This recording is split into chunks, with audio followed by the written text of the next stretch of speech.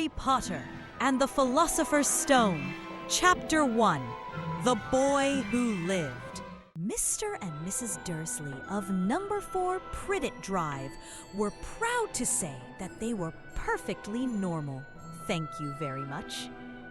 They were the last people you'd expect to be involved in anything strange or mysterious, because they just didn't hold with such nonsense.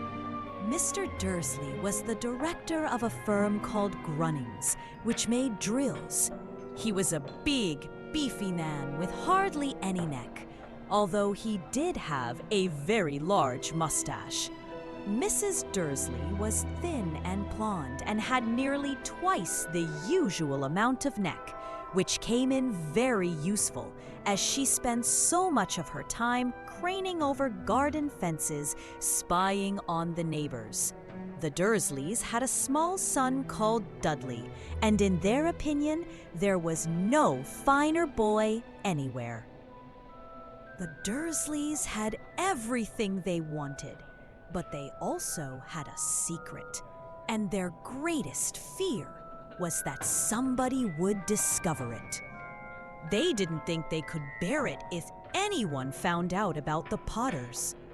Mrs. Potter was Mrs. Dursley's sister, but they hadn't met for several years. In fact, Mrs. Dursley pretended she didn't have a sister, because her sister and her good-for-nothing husband were as un-Dursleyish as it was possible to be. The Dursleys shuddered to think what the neighbors would say if the Potters arrived in the street. The Dursleys knew that the Potters had a small son, too, but they had never even seen him. This boy was another good reason for keeping the Potters away. They didn't want Dudley mixing with a child like that. When Mr. and Mrs. Dursley woke up on the dull, gray Tuesday our story starts, there was nothing about the cloudy sky outside to suggest that strange and mysterious things would soon be happening all over the country. Mr. Dursley hummed as he picked out his most boring tie for work, and Mrs. Dursley gossiped away happily as she wrestled a screaming Dudley into his high chair. None of them noticed a large, tawny owl flutter past the window. At 8:30, Mr. Dursley picked up his briefcase, pecked Mrs. Dursley on the cheek, and tried to kiss Dudley goodbye, but missed because Dudley was now having a tantrum and throwing his cereal at the walls. "Little tyke," chortled Mr. Dursley as he left the house. He got into his car and backed out of number 4's drive. It was on the corner of the street that he noticed the first sign of something peculiar, a cat reading a map. For a second, Mr. Dursley didn't realize what he had seen. Then he jerked his head around to look again. There was a tabby cat standing on the corner of Privet Drive, but there wasn't a map in sight. What could he have been thinking of? It must have been a trick of the light. Mr. Dursley blinked and stared at the cat. It stared back. As Mr. Dursley drove around the corner and up the road, he watched the cat in his mirror. It was now reading the sign that said Privet Drive. No, looking at the sign. Cats couldn't read maps or signs. Mr. Dursley gave himself a little shake and put the cat out of his mind. As he drove toward town, he thought of nothing except a large order of drills he was hoping to get that day. But on the edge of town, drills were driven out of his mind by something else. As he sat in the usual morning traffic jam, he couldn't help noticing that there seemed to be a lot of strangely dressed people about. People in cloaks. Mr. Dursley couldn't bear people who dressed in funny clothes, the get-ups you saw on young people. He supposed this was some stupid new fashion. He drummed his fingers on the steering wheel, and his eyes fell on a huddle of these weirdos standing quite close by. They were whispering excitedly together. Mr. Dursley was enraged to see that a couple of them weren't young at all. Why, that man had to be older than he was, and wearing an emerald green cloak. The nerve of him! But then it struck Mr. Dursley that this was probably some silly stunt. These people were obviously collecting for something. Yes, that would be it. The traffic moved on, and a few minutes later, Mr. Dursley arrived in the Grunnings parking lot, his mind back on drills. Mr. Dursley always sat with his back to the window in his office on the 9th floor. If he hadn't, he might have found it difficult to concentrate on drills that morning. He didn't see the owls swooping past in broad daylight, though people down in the street did. They pointed and gazed open-mouthed as owl after owl sped overhead. Most of them had never seen an owl, even at nighttime. Mr. Dursley, however, had a perfectly normal, owl-free morning. He yelled at 5 different people. He made several important telephone calls and shouted a bit more. He was in a very good mood until lunchtime, when he thought he'd stretch his legs and walk across the road to buy himself a bun from the bakery. He'd forgotten all about the people in cloaks until he passed a group of them next to the bakers. He eyed them angrily as he passed. He didn't know why, but they made him uneasy. This bunch were whispering excitedly too, and he couldn't see a single collecting tin. It was on his way back past them, clutching a large donut in a bag, that he caught a few words of what they were saying. "The Potters, that's right, that's what I heard. Yes, their son, Harry." Mr. Dursley stopped dead. Fear flooded him. He looked back at the whisperers as if he wanted to say something to them, but thought better of it. He dashed back across the road, hurried up to his office, snapped at his secretary not to disturb him, seized his telephone, and had almost finished dialing his home number when he changed his mind. He put the receiver back down and stroked his mustache, thinking, no, he was being stupid. Potter wasn't such an unusual name. He was sure there were lots of people called Potter who had a son called Harry. Come to think of it, he wasn't even sure his nephew was called Harry. He'd never even seen the boy. It might have been Harvey or Harold. There was no point in worrying Mrs. Dursley. She always got so upset at any mention of her sister. He didn't blame her if he'd had a sister like that, but all the same, those people in cloaks. He found it a lot harder to concentrate on drills that afternoon, and when he left the building at 5 o'clock, he was still so worried that he walked straight into someone just outside the door. "Sorry," he grunted, as the tiny old man stumbled and almost fell. It was a few seconds before Mr. Dursley realized that the man was wearing a violet cloak. He didn't seem at all upset at being almost knocked to the ground. On the contrary, his face split into a wide smile, and he said in a squeaky voice that made passers-by stare, "Don't be sorry, my dear sir, for nothing could upset me today. Rejoice, for you-know-who has gone at last. Even muggles like yourself should be celebrating this happy..." And the old man hugged Mr. Dursley around the middle and walked off. Mr. Dursley stood rooted to the spot. he had been hugged by a complete stranger. He also thought he had been called a muggle.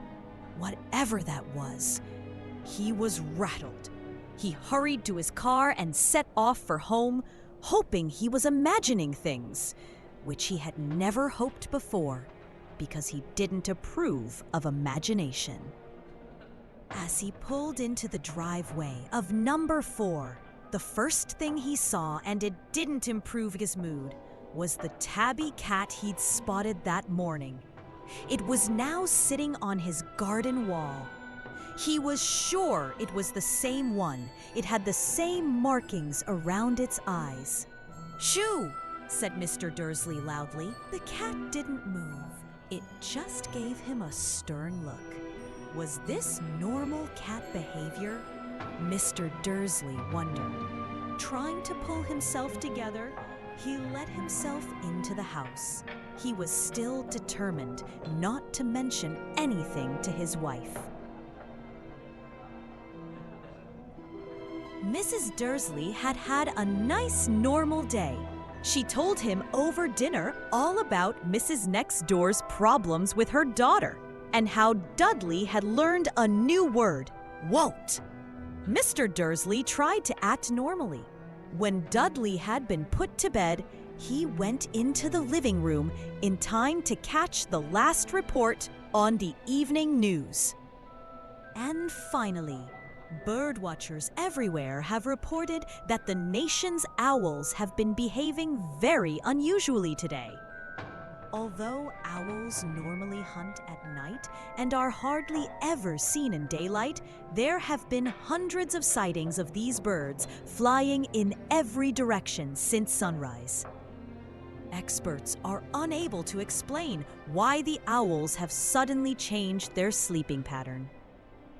The newscaster allowed himself a grin. Most mysterious.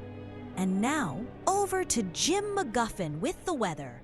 Going to be any more showers of owls tonight, Jim? Well, Ted, said the weatherman, I don't know about that, but it's not only the owls that have been acting oddly today. Viewers as far apart as Kent, Yorkshire, and Dundee have been phoning in to tell me that instead of the rain I promised yesterday, they've had a downpour of shooting stars. Perhaps people have been celebrating bonfire night early. It's not until next week, folks. But I can promise a wet night tonight. Mr. Dursley sat frozen in his armchair.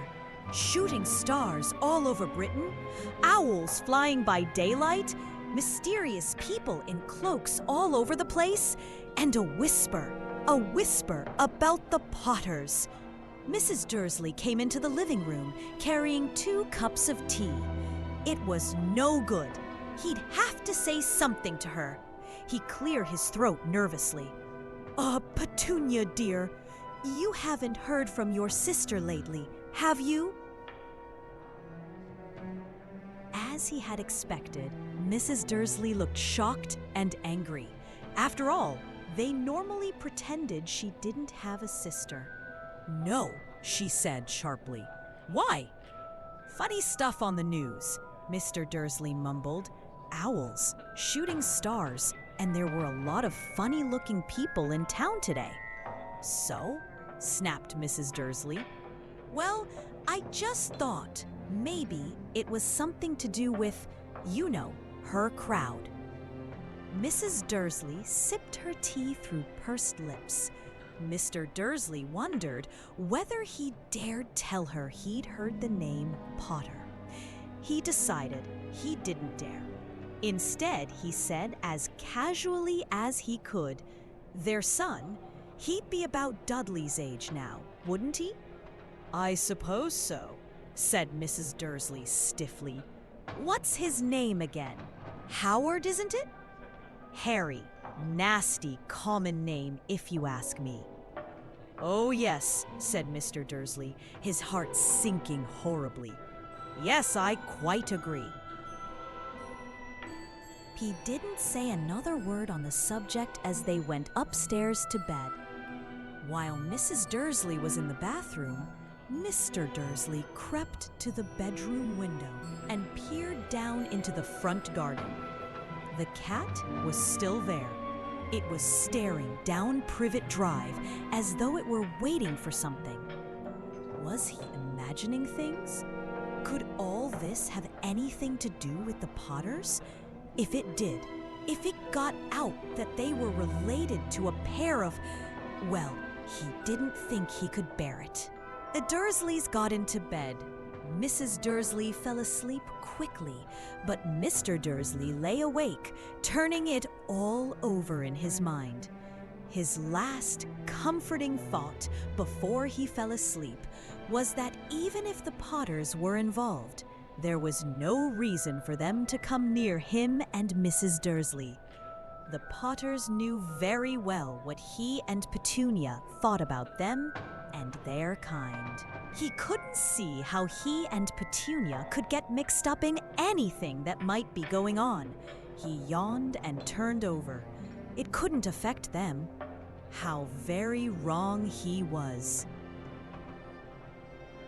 Mr. Dursley might have been drifting into an uneasy sleep, but the cat on the wall outside was showing no sign of sleepiness. It was sitting as still as a statue, its eyes fixed unblinkingly on the far corner of Privet Drive.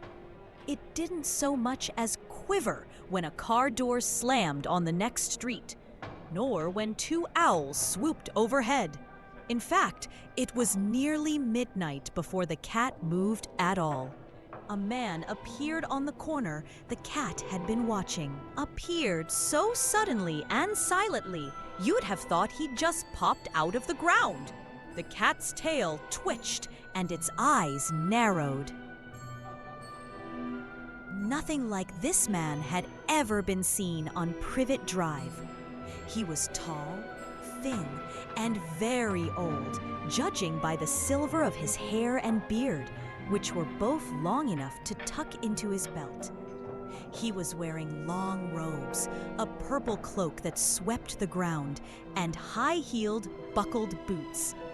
His blue eyes were light, bright, and sparkling behind half-moon spectacles, and his nose was very long and crooked, as though it had been broken at least twice. This man's name was Albus Dumbledore. Albus Dumbledore didn't seem to realize that he had just arrived in a street where everything from his name to his boots was unwelcome. He was busy rummaging in his cloak, looking for something. But he did seem to realize he was being watched, because he looked up suddenly at the cat, which was still staring at him from the other end of the street. For some reason, the sight of the cat seemed to amuse him. He chuckled and muttered, "I should have known." He found what he was looking for in his inside pocket. It seemed to be a silver cigarette lighter. He flicked it open, held it up in the air, and clicked it. The nearest street lamp went out with a little pop. He clicked it again. The next lamp flickered into darkness.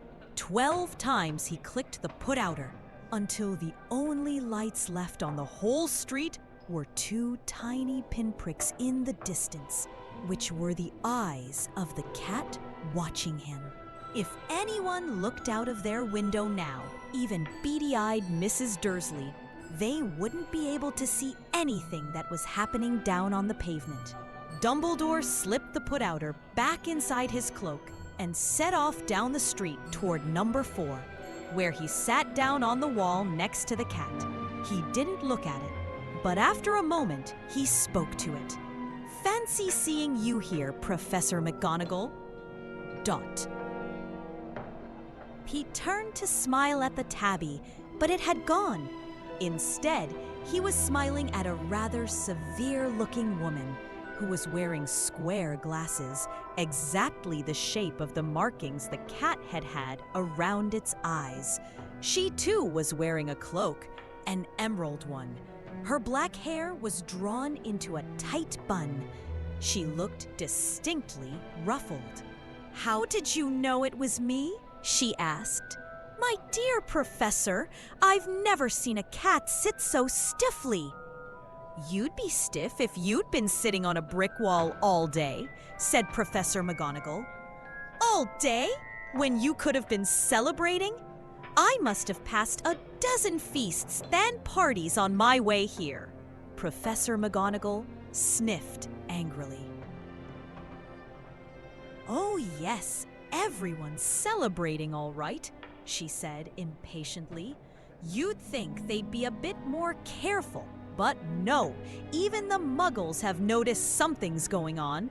It was on their news." She jerked her head back at the Dursleys' dark living room window. "I heard it. Flocks of owls, shooting stars. Well, they're not completely stupid. They were bound to notice something. Shooting stars down in Kent? I'll bet that was Daedalus Diggle. He never had much sense." "You can't blame them," said Dumbledore gently. "We've had precious little to celebrate for 11 years. "I know that," said Professor McGonagall irritably. "But that's no reason to lose our heads. People are being downright careless, out on the streets in broad daylight, not even dressed in Muggle clothes, swapping rumors." She threw a sharp sideways glance at Dumbledore here, as though hoping he was going to tell her something, but he didn't. So she went on. "A fine thing it would be if on the very day you-know-who seems to have disappeared at last, the Muggles found out about us all. I suppose he really has gone, Dumbledore." "It certainly seems so," said Dumbledore. "We have much to be thankful for. Would you care for a lemon drop?" "A what?" "A lemon drop. They're a kind of Muggle sweet I'm rather fond of." "No, thank you," said Professor McGonagall coldly, as though she didn't think this was the moment for lemon drops. "As I say, even if you-know-who has gone." "My dear Professor, surely a sensible person like yourself can call him by his name? All this you-know-who nonsense. For 11 years, I have been trying to persuade people to call him by his proper name, Voldemort." Professor McGonagall flinched, but Dumbledore, who was unsticking 2 lemon drops, seemed not to notice. "It all gets so confusing if we keep saying you-know-who. I have never seen any reason to be frightened of saying Voldemort's name." "I know you haven't," said Professor McGonagall, sounding half exasperated, half admiring. "But you're different. Everyone knows you're the only one you know. Oh, all right, Voldemort was frightened of." "You flatter me," said Dumbledore calmly. "Voldemort had powers I will never have, only because you're too, well, noble to use them. It's lucky it's dark. I haven't blushed so much since Madame Pomfrey told me she liked my new earmuffs." Professor McGonagall shot a sharp look at Dumbledore and said, "The owls are nothing next to the rumors that are flying around. You know what everyone's saying about why he's disappeared, about what finally stopped him." It seemed that Professor McGonagall had reached the point she was most anxious to discuss, the real reason she had been waiting on a cold, hard wall all day. For neither as a cat nor as a woman had she fixed Dumbledore with such a piercing stare as she did now. It was plain that whatever everyone was saying, she was not going to believe it until Dumbledore told her it was true. Dumbledore, however, was choosing another lemon drop and did not answer. "What they're saying," she pressed on, "is that last night Voldemort turned up in Godric's Hollow. He went to find the Potters. The rumor is that Lily and James Potter are that they're dead. Dumbledore bowed his head. Professor McGonagall gasped. Lillian James, I can't believe it. I didn't want to believe it. Oh, Albus. Dumbledore reached out and patted her on the shoulder. I know, he said heavily. Professor McGonagall's voice trembled as she went on. That's not all. They're saying he tried to kill the Potter's son, Harry, but he couldn't. He couldn't kill that little boy. No one knows why or how, but they're saying that when he couldn't kill Harry Potter, Voldemort's power somehow broke, and that's why he's gone. Dumbledore nodded glumly. It's true? Faltered Professor McGonagall. After all he's done, all the people he's killed, he couldn't kill a little boy? It's just astounding, of all the things to stop him. But how in the name of heaven did Harry survive? We can only guess, said Dumbledore. We may never know. Dumbledore nodded glumly. It's true? Faltered Professor McGonagall. After all he's done, all the people he's killed, he couldn't kill a little boy? It's just astounding, of all the things to stop him. But how in the name of heaven did Harry survive? We can only guess, said Dumbledore. We may never know. Yes, said Professor McGonagall. And I don't suppose you're going to tell me why you're here of all places? I've come to bring Harry to his aunt and uncle. They're the only family he has left now. You can't mean the people who live here, cried Professor McGonagall, jumping to her feet and pointing at number 4. Dumbledore, you can't! I've been watching them all day. You couldn't find 2 people who are less like us. And they've got this son. I saw him kicking his mother all the way up the street, screaming for sweets. Harry Potter, come and live here. It's the best place for him, said Dumbledore firmly. His aunt and uncle will be able to explain everything to him when he's older. I've written them a letter. A letter? Repeated Professor McGonagall faintly, sitting back down on the wall. Really, Dumbledore, you think you can explain all this in a letter? These people will never understand him. He'll be famous, a legend. I wouldn't be surprised if today was known as Harry Potter Day in the future. There will be books written about Harry. Every child in our world will know his name. Exactly, said Dumbledore, looking very seriously over the top of his half-moon glasses. It would be enough to turn any boy's head. Famous before he can walk and talk. Famous for something he won't even remember. Can't you see how much better off he'll be growing up away from all that until he's ready to take it? Professor McGonagall opened her mouth, changed her mind, swallowed, and then said, Yes, you're right, of course. But how is the boy getting here, Dumbledore? She eyed his cloak suddenly, as though she thought he might be hiding Harry underneath it. Hagrid's bringing him. You think it wise to trust Hagrid with something as important as this? I would trust Hagrid with my life, said Dumbledore. I'm not saying his heart isn't in the right place, said Professor McGonagall grudgingly. But you can't pretend he's not careless. He does tend to... What was that? A low rumbling sound had broken the silence around them. It grew steadily louder as they looked up and down the street for some sign of a headlight.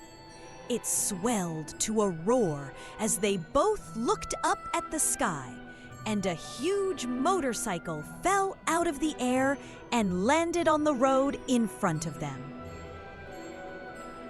If the motorcycle was huge, it was nothing to the man sitting astride it. He was almost twice as tall as a normal man, and at least 5 times as wide. He looked simply too big to be allowed, and so wild. Long tangles of bushy black hair and beard hid most of his face. He had hands the size of trash can lids, and his feet, in their leather boots, were like baby dolphins. In his vast, muscular arms, he was holding a bundle of blankets. "Hagrid," said Dumbledore, sounding relieved. "At last. And where did you get that motorcycle?" "Borrowed it, Professor Dumbledore, sir," said the giant, climbing carefully off the motorcycle as he spoke. "Young Sirius Black lent it to me. I've got him, sir." "No problems, were there?" "No, sir. House was almost destroyed, but I got him out all right before the Muggles started swarming around." He fell asleep as we was flying over Bristol. Dumbledore and Professor McGonagall bent forward over the bundle of blankets. Inside, just visible, was a baby boy fast asleep. Under a tuft of jet black hair over his forehead, they could see a curiously shaped cut, like a bolt of lightning. "Is that where—" whispered Professor McGonagall. "Yes," said Dumbledore. "He'll have that scar forever." "Couldn't you do something about it, Dumbledore?" "Even if I could, I wouldn't. Scars can come in handy. I have one myself above my left knee that is a perfect map of the London Underground. Well, give him here, Hagrid. We'd better get this over with." Dumbledore took Harry in his arms and turned toward the Dursleys' house. Could I say goodbye to him, sir?" asked Hagrid. He bent his great shaggy head over Harry and gave him what must have been a very scratchy, whiskery kiss. Then, suddenly, Hagrid let out a howl like a wounded dog. "Shh!" hissed Professor McGonagall. "You'll wake the Muggles." Sorry," sobbed Hagrid, taking out a large, spotted handkerchief and burying his face in it. "But I can't stand it. Lily Ann, James dead, and poor little Harry off to live with Muggles." Yes, it's all very sad, but get a grip on yourself, Hagrid, or we'll be found," Professor McGonagall whispered, patting Hagrid gingerly on the arm as Dumbledore stepped over the low garden wall and walked to the front door. He laid Harry gently on the doorstep, took a letter out of his cloak, tucked it inside Harry's blankets, and then came back to the other two. For a full minute, the three of them stood and looked at the little bundle. Hagrid's shoulders shook. Professor McGonagall blinked furiously, and the twinkling light that usually shone from Dumbledore's eyes seemed to have gone out. "Well," said Dumbledore finally, "that's that. We've no business staying here. We may as well go and join the celebrations." "Yeah," said Hagrid in a very muffled voice. "I best get this bike away. Good night, Professor McGonagall. Professor Dumbledore, sir."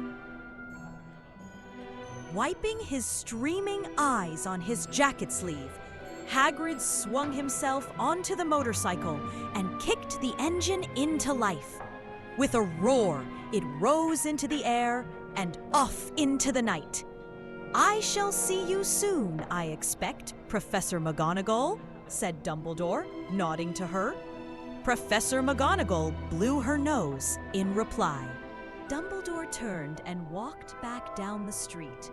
On the corner, he stopped and took out the silver put-outer. He clicked it once, and 12 balls of light sped back to their street lamps so that Privet Drive glowed suddenly orange, and he could make out a tabby cat slinking around the corner at the other end of the street. He could just see the bundle of blankets on the step of number 4. "Good luck, Harry," he murmured. He turned on his heel, and with a swish of his cloak, he was gone. A breeze ruffled the neat hedges of Privet Drive, which lay silent and tidy under the inky sky. The very last place you would expect astonishing things to happen. Harry Potter rolled over inside his blankets without waking up. One small hand closed on the letter beside him, and he slept on, not knowing he was special, not knowing he was famous, not knowing he would be woken in a few hours' time by Mrs. Grox. Dursley's scream as she opened the front door to put out the milk bottles, nor that he would spend the next few weeks being prodded and pinched by his cousin Dudley. He couldn't know that at this very moment, people meeting in secret all over the country were holding up their glasses and saying in hushed voices, "To Harry Potter, the boy who lived."